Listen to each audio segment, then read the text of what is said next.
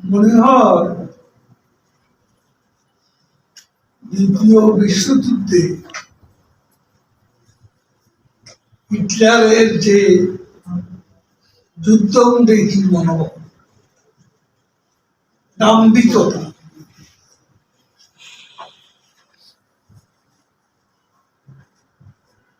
সেটা আবারও নতুন করে আমরা বিশ্ব রাজনীতিতে দেখতে পাচ্ছি।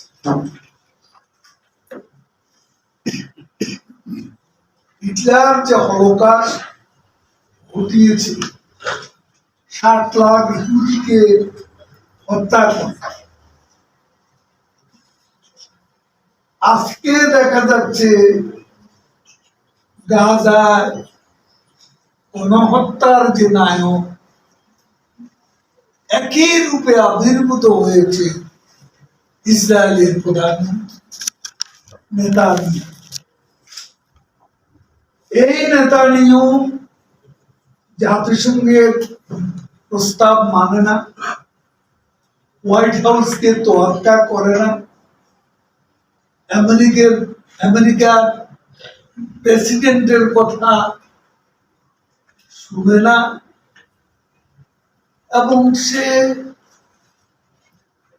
মনে হয় হিটলারের যে ভয়ঙ্কর রূপে আবির্ভূত হয়েছে।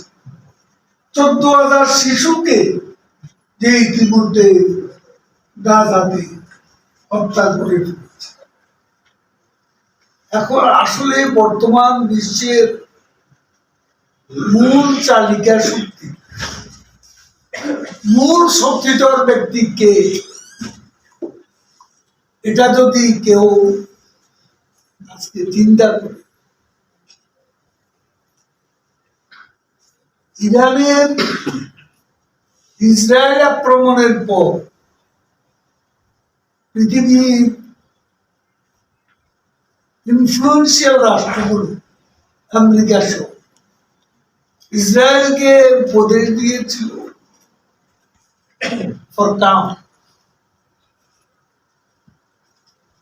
শান্ত থাকার নির্দেশ, কিন্তু নেতানিয়াহু আজকে আবারও ইরান আক্রমণে সিদ্ধান্ত নিয়েছে ওয়ার্ল্ড ক্যাবিনেটে। এতে মনে হয় বর্তমান বিশ্বের সবচেয়ে শক্তিধর ব্যক্তি হচ্ছে নেতানিয়াহু। আপন ইচ্ছায় চলে, যা খুশি তাই করে, যাকে ইচ্ছা তাকে মারে, একদিকে ভাতে মারে, পানিতে মারে, আবার এয়ার স্ট্রাইক করে মারে, তার গ্রাউন্ড অ্যাসল্টে তার সেনাবাহিনী মারে। এবং এদের যে দুর্দমনীয় শক্তি, এটার মূল অনুপ্রেরণাটা দিচ্ছে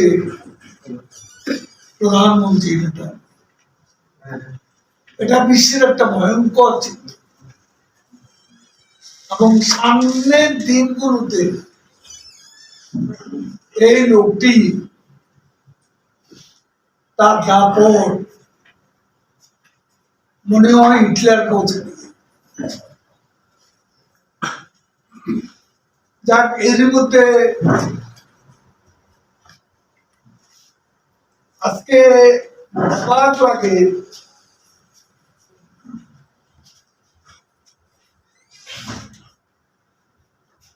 ওয়াশিংটন এবং ইউরোপের ইংল্যান্ড, জার্মানি, ফ্রান্স এরা বলে ইরানের বেশিরভাগ অস্ত্র তাদের আক্রমণকে প্রতিহত করেছে এই দেশগুলো। কিন্তু নেতানিয়াহু সেনাবাহিনী বলছে 299 বার ইরানের আক্রমণকে তারাই উঠেছে।